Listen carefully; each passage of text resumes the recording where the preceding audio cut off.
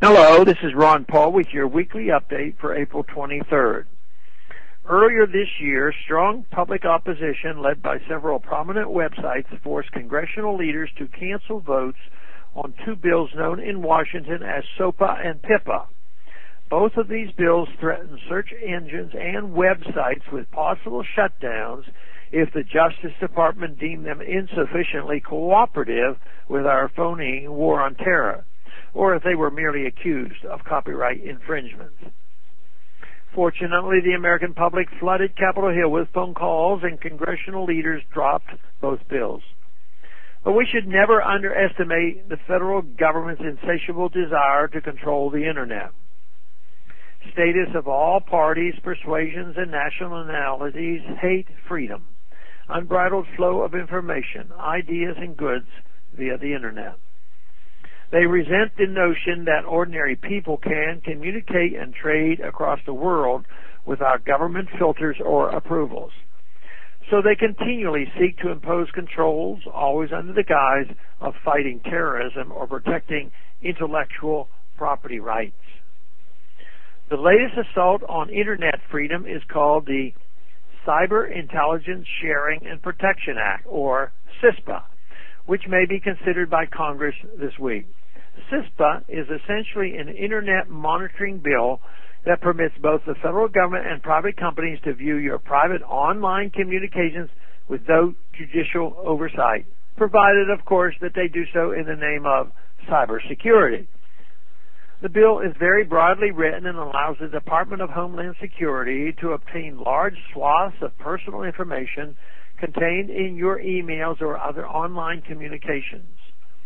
It also allows emails and private information found online to be used for purposes far beyond any reasonable definition of fighting cyber terrorism.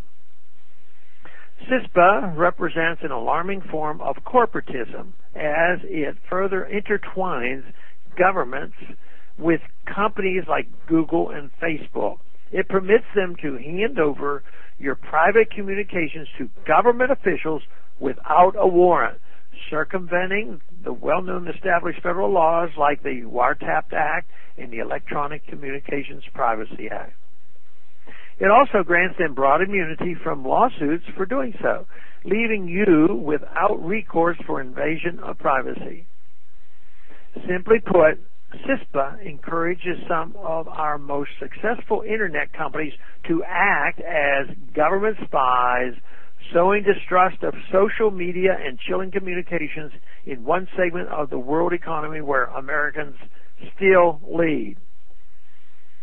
Proponents of CISPA may or may not be well-intentioned, but they unquestionably are leading us toward a national security state rather than a free constitutional republic. Imagine having government-approved employees embedded at Facebook, complete with federal security clearances, serving as conduits for secret information about their American customers. If you believe in privacy and free markets, you should be deeply concerned about the proposed marriage of government intelligence gathering with private profit-seeking companies. CISPA is Big Brother writ large, cutting the resources of private industry to work for the nefarious purpose of spying on the American people. We can only hope the public responds to CISPA as it did to SOPA back in January. I urge you to learn more about the bill by reading a synopsis provided by the Electronic Frontier Foundation on their website at EFF.org. I also urge you to call your federal senators and representatives and urge them to oppose CISPA and similar bills that attack Internet freedom. Thank you for calling this update. A new update is placed on this number, 888-322-1414 every Monday. The written text can be found on my website, www.house.gov/Paul, under the heading Texas Straight Talk.